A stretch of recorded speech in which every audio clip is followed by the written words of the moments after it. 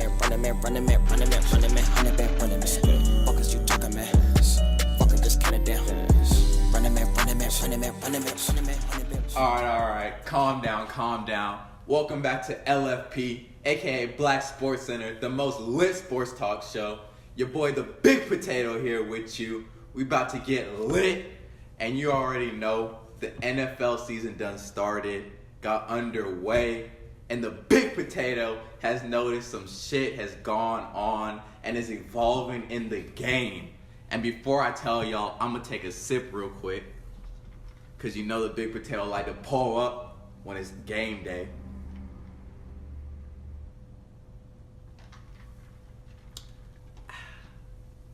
So, the game has really evolved and changed over these last 5 years. And something the Big Potato has noticed is that the quarterback position is no longer the most valuable position on a team in the NFL. Like, the game has completely shifted.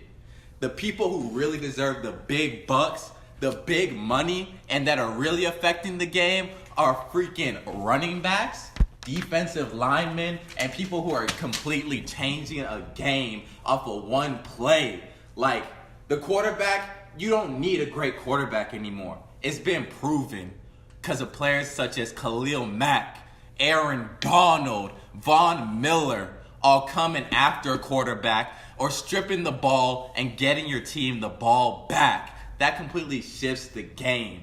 And on the offensive end, it's the running backs. Le'Veon Bell, you see the Steelers without him. Better pay that man. You got Todd Gurley electrifying with the Rams. And the young buck who's really coming and really showing the shift now, Alvin Kamara for the Saints, that dual threat that everybody in the league wants. These are special players, man. Completely changing this. And I really want to just go ahead and highlight two of them. Because, like I said, the defensive linemen are affecting the game. And there's one guy that really stands out to me on that end. And that's Khalil Mack. So we're going to look at the two sides of Khalil Mack. So when he was with the Raiders, playoff team, defensive player of the year, he made all-pro at two positions. And they, like I just said, with him, they were in the playoffs, competing, looking like a championship caliber team. What's John Gruden do? He gets there, decides to be an idiot. Instead of paying a generational talent, he decides to trade that man away to the Chicago Bears, who, mind you, haven't made the playoffs since about 2011 with Jay Cutler. And now we see the Raiders struggling, still winless, and look like just a bunch of bums, honestly. Look like shit. But as soon as Khalil Mack got to the Bears, a team that appreciates him and sees that he's a generational talent, and you don't just find players like this on the street or get the opportunity to get them that often, they see what he's done, and he's completely changed the culture. That's right. Khalil Mack is for the Chicago culture. He shifted that shit. They are now a dominant defense in the league, a force that literally leads their teams to victories. Trubisky is Like, all you're really asking Trubisky to do is just be like a Blake Bortles type. Or, Nick Foles when the Eagles won the Super Bowl. Just manage the game for me. I don't need you to take over. You ain't got to be Aaron Rodgers. You ain't got to be Brady. Which is ironic because Brady lost the Super Bowl and Rodgers wasn't there. Hey, the teams that rely on the quarterbacks aren't winning is what I'm seeing. But like I was saying, as Khalil has got to Chicago, he's shifted that culture. They lead the league in sacks. Come on, bro. He hasn't even been there a full season yet, and they already lead the league in sacks. Just imagine when they really develop the chemistry, how much of a force they can be.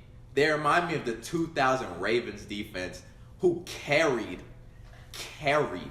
Trent Dilfer to a Super Bowl and won it. It's been proven in the NFL that you can win with just a defensive player, but you have to have a pass rusher now. because of how much these teams are throwing.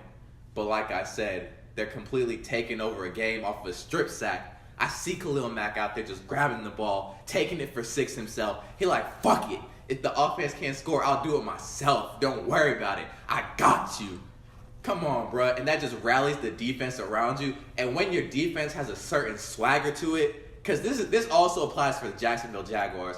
When your defense has a swagger to it, you just always feel like, you know what? We got a chance to win. Because we know the other team's not going to score on us. So all we have to do is really score two touchdowns here. And shit, the offense really only got to score 1 because the defense is like, we're going to put the game in our hands. Don't worry about it. But now, enough about defense. Because you know offense is what brings the tickets. And you still got to be able to score at the end of the day if you want to win the game. And this is bold because this is a very, very young player. I know people say Le'Veon Bell, best running back in the league. Steelers haven't won yet without him. I understand that. Todd Gurley, the Rams wouldn't be as great without him. I understand that. But the Saints have really got something with Alvin Kamara, and it's so clear as day that he's completely shifted the team's culture back to winning. Because they had Breeze. He was doing his shit, man.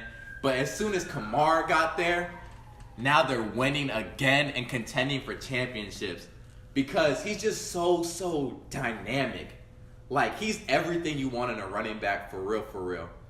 He freaking catches the ball at the backfield. He'll catch 11 passes in a game. That's unheard of. Him and Michael Thomas are the only people Drew Brees actually trusts passing to, and it's very clear. And the fact that he also blocks for Drew Brees when he's not catching the ball, so he has to make sure that Drew Brees stays upright, doesn't get injured, has to basically be an old lineman whenever he's not running or catching the football. And come on now, when this nigga is running the football, he's a beast. Come on. This man is dominant. He bounces off the tacklers.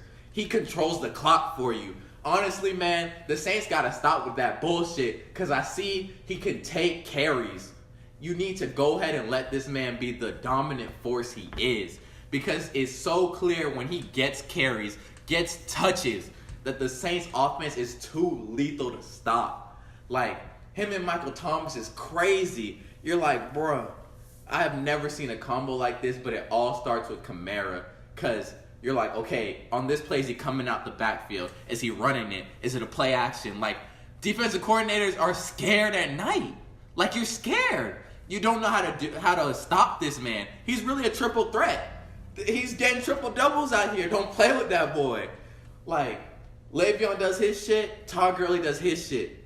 But what Kamara brings to the Saints is a different type of culture shifting, because the Steelers can still get production to an extent from other running backs, but it's clear as day the Saints cannot find another running back that impacts the game as much as Kamara for them and has them contending for these championships, trying to get Breeze another ring.